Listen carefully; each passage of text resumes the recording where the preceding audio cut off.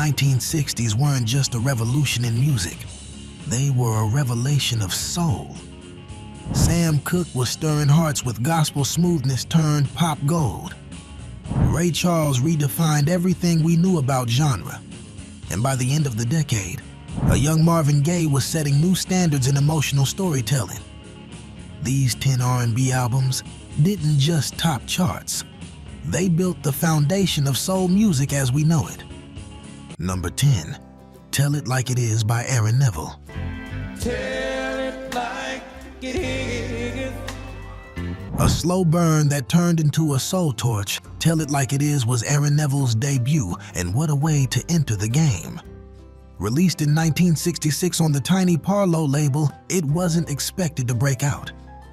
But once radio stations caught wind of Neville's delicate, pleading falsetto on the title track, Something to play with it. the album took off. There's a story behind its rise. Neville was working odd jobs in New Orleans when Tell It Like It Is started climbing the charts. The label couldn't even keep up with demand, and they were literally hand-packing records. You can almost hear the humid Louisiana nights in Neville's voice. Sweet, aching, and full of quiet urgency. Don't be ashamed, letting your conscience. The album's rawness and honesty gave it staying power, selling over 1 million copies at a time when independent R&B records struggled to go gold. If Heartbreak had a sound in 1966, this was it. But what comes next wasn't aching. It was electric. Number 9, Green Onions by Booker T and the MGs.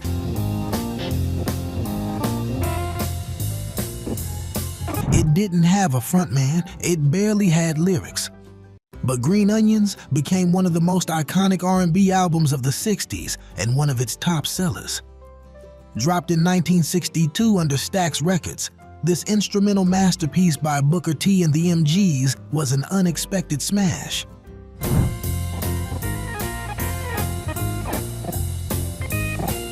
The title track, recorded almost as a fluke, featured that slinky Hammond organ hook and the slow-burning groove that made it irresistible on jukeboxes across America. DJs flipped when they heard it. Teenagers couldn't stop dancing to it. Behind the scenes, this band was also the integrated house band of Stax. They were breaking racial barriers, even as they broke musical ones. That groove was more than catchy. It was revolutionary.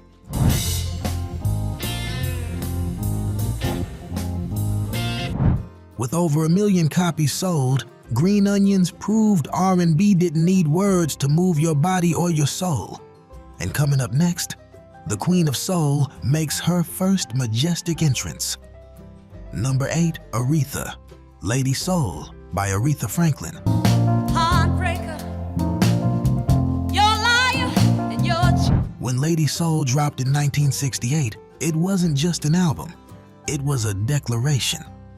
Aretha Franklin had already earned the crown, but this was the record that embedded it in gold. Backed by the Muscle Shoals rhythm section and featuring vocal fire that could melt steel, Lady Soul delivered hit after hit. time ago I thought you had run out of. You Make Me Feel Like a Natural Woman, Chain of Fools, and Ain't No Way. Each one a masterclass in emotion and control. Aretha didn't just sing, she testified. She whispered, roared, begged, and commanded all in the same breath. Behind the boards, Jerry Wexler captured lightning. And in every note, you could feel the storm of the late 60s. And I can't hear Civil rights unrest, feminism rising, black pride swelling. The album sold over 1.5 million copies, and it became an instant landmark. If you've ever belted Chain of Fools in your car, you felt the thunder of this album. But hold on, the next record shook the world without saying a word. Number 7, James Brown, Live at the Apollo by James Brown.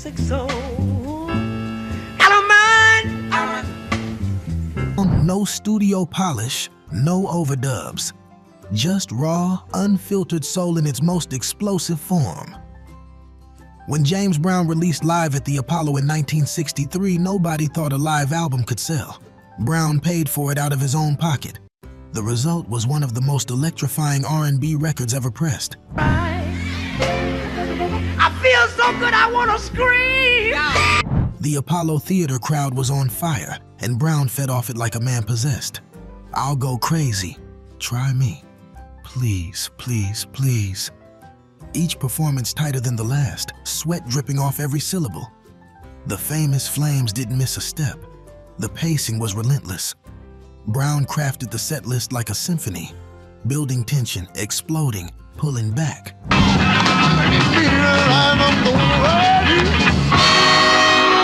It sold over 1 million copies, stunned the industry, and made live soul records a viable force. You didn't just hear this album, you lived it. If you thought live albums couldn't outsell studio hits, wait until you see who's still ahead. Number 6, The Temptations sing Smokey by The Temptations.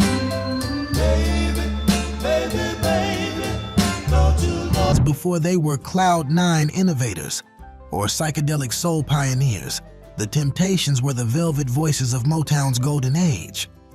And in 1965, The Temptations sing Smokey proved that pairing them with Smokey Robinson was like bottling soul magic.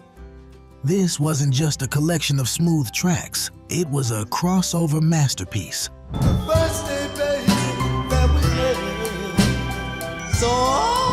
Featuring the immortal My Girl, which became their first #1 hit. The album felt like Motown's heart laid bare. Smokey's lyrics and melodies gave the group space to harmonize, flirt, and break hearts in 3-part unity. The Temptations didn't just sing, they glided, and America swooned. The album moved fast on the charts, going platinum at a time when R&B acts were still fighting for mainstream shelf space. I need you. The way you do the things you do, and it's growing, helped the record ride high for months. And as for legacy, this is where The Temptations became legends. Number 5, Otis Blue. Otis Redding sings Soul by Otis Redding. Oh man, trouble, just leave me alone. Recorded in just 24 hours, Otis Blue isn't just one of Otis Redding's greatest works. It's one of the most emotionally charged albums of the entire decade. Released in 1965 under Volt Records, this collection of covers and originals captured Otis at his most primal and most passionate.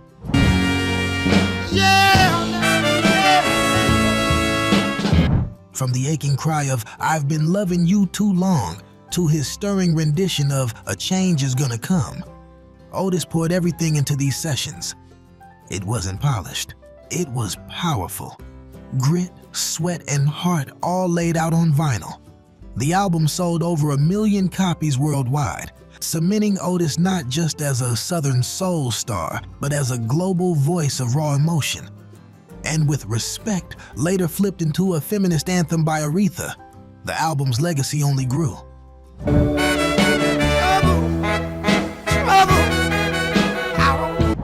Feeling that fire? There's more where that came from.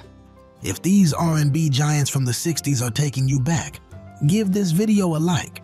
It helps keep this music alive for future generations. And don't go anywhere. We've got 4 more chart-busting soul classics coming up, including the Motown monster and the king of soul himself. Number 4, I Never Loved a Man the Way I Love You by Aretha Franklin. Tell you ain't no good. This was the lightning bolt.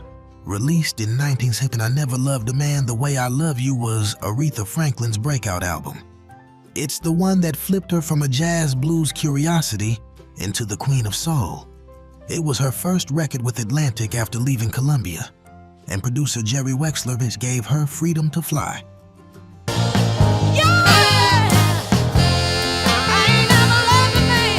The title track is a slow-burning confession of heartbreak. But then there's Respect, a cover of Otis Redding's tune that became an anthem of empowerment, Black Pride and Womanhood. Recorded mostly at Muscle shows, the sessions were tense. There were arguments, walkouts, even fights. But out of that fire came one of the most powerful statements ever pressed to vinyl. Aretha's voice didn't just fill rooms, it transformed them.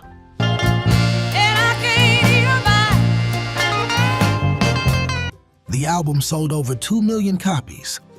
This wasn't just a hit. It was the moment Aretha changed the conversation. Still, the next album was smoother, but no less iconic. Number 3, Going to a Go-Go by Smokey Robinson and the Miracles. Was released in 1965, Going to a Go-Go is pure Motown at its finest.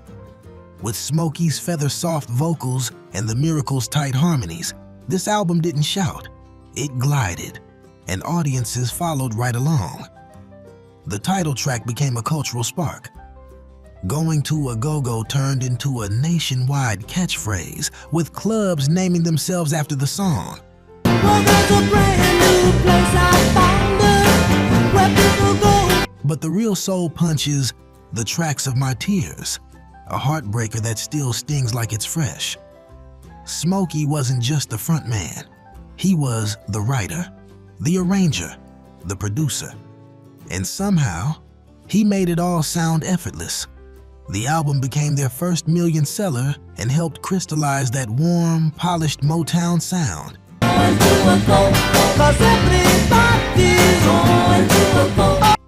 This wasn't just R&B. It was elegance, wrapped in heartbreak. But speaking of heartbreak, our number 2 entry came from a man whose voice still echoes through every movement for change. Number 2, Ain't That Good News by Sam Cooke. Ain't that news, man, ain't that news? She said she saw. Released in March 1964, Ain't That Good News was Sam Cooke's final studio album before his tragic death. And what a final note it was. Both joyful and weighty, the album captured every shade of Cooke's artistry. Ain't that good news, man, ain't that news, babe. It was the first time he sang A Change Is Gonna Come, a sweeping ballad that became an anthem for the civil rights movement. He wrote it after being turned away from a whites-only motel in Louisiana. The pain and hope in that song still resonates today. But this record wasn't all sorrow. Another Saturday Night brought levity, and the title track was brimming with Cooke's trademark charm and gospel optimism. The album sold millions over time. I can't wait to get a home. Especially after Sam's untimely passing later that year. But numbers aside, this was a soul artist making his most profound statement. And yet, one album still topped the sales charts. One voice still cut through louder than all the rest. Number 1, In the Midnight Hour by Wilson Pickett. I'm gonna wait when the midnight hour. Released in 1965 through Atlantic Records, In the Midnight Hour wasn't just the biggest selling R&B album of that year. It eventually became the highest selling R&B album of the entire decade. And it all started with a groove. The title track introduced the world to the delayed backbeat. I'm gonna wait till the midnight hour. A now famous rhythm, where the snare hits just a fraction later than expected. That small shift, it changed the feel of soul music forever. You could dance to it, drive to it, cry to it. Wilson Pickett was a fireball. He didn't just sing, he attacked. The album also included Don't Fight It, I'm Not Tired, and That's a Man's Way, all delivered with grit, sweat, and that signature Pickett punch. It really loved me so in the midnight hour. Backed by Bebop Booker T and the MGs and recorded at Stax, this was a Southern soul explosion that crossed over hard. Over 2 million copies sold. Countless imitators born. If the 60s had a midnight soundtrack, this was it. From falsetto heartbreak to stage shaking fire, these 10 albums were more than just R&B bestsellers. They were testaments to the sound of a changing America and the artists bold enough to shape it. Thank you for taking this journey with us. Want more timeless soul? Subscribe to keep the rhythm alive. And be sure to click the end screen for our next video, Top 10. Worst R&B albums of the 60s. You're about to rediscover some serious magic. We'll see you there. Keep the soul spinning.